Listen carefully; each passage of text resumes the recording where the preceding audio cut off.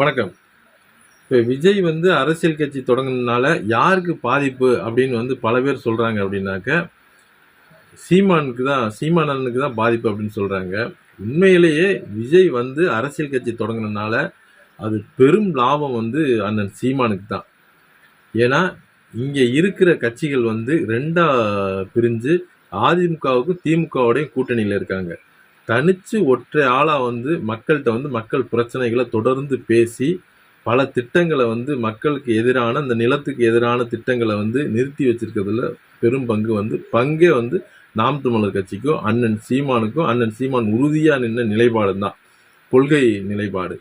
இப்போ விஜய் என்ன மாதிரி கொள்கைகளை எடுத்து வைக்கிறாரு, என்ன மாதிரி தத்துவங்களை எடுத்து வைக்கிறாரு, மக்கள்கிட்ட எப்படி அரசியல்னா என்ன புரிய வைக்கிறாரு அப்படின்னு பல பேர் எதிர்பார்த்தாங்க.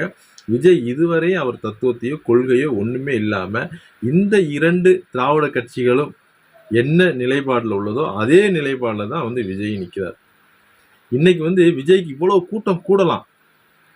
விஜய் இன்னைக்கு ஒரு தெருவுல நிக்கிறாரு, பல ஆயிரம் பேர் ஆயிரக்கணக்கில் ரசிகர்கள் நிக்கிறாங்கன்னா, அதே ரசிகர்கள் பக்கத்து தெருவில் ஒரு நடிகை ஒரு கடை திறக்க வந்தாச்சுனாக்க இந்த ரசிகர்கள் பட்டாளம் அப்படியே போய் அங்கே போயிடும்.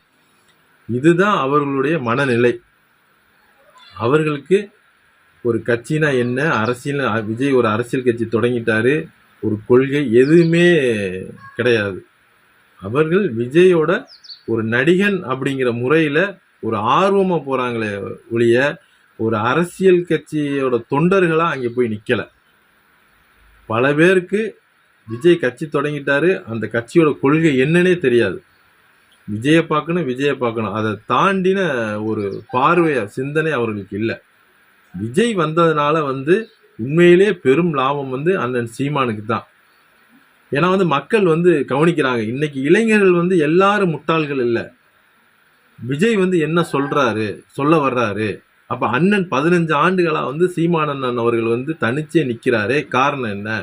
அப்ப அவர் எடுத்து வைக்கக்கூடிய தத்துவம் என்ன, கொள்கை என்ன, எதுக்காண்டி அவர் போராடுறாரு? அப்ப விஜய் இதே மாதிரி போராடுறாரா, இதே மாதிரி கருத்துக்களை சொல்றாரா, அரசியல்னா என்னங்கிறத மக்கள்கிட்ட எடுத்து கொண்டு போறாரா அப்படிங்கிறத பரவலா கவனிக்கக்கூடிய பொதுவான வாக்காளர்கள் இருக்காங்க. அவர்கள் மத்தியில அண்ணன் சீமானு தான் மேலோங்கி இருப்பார். இதை மட்டுப்படுத்துற விதமா மீடியாக்கள் பேசிக்கிட்டு இருக்காங்க. உண்மை அது இல்லை. உண்மையிலேயே 8 விழுக்காடு 24 விழுக்காடா உயர்றதுக்கு உண்டான 100 விழுக்காடு இருக்கு. நன்றி.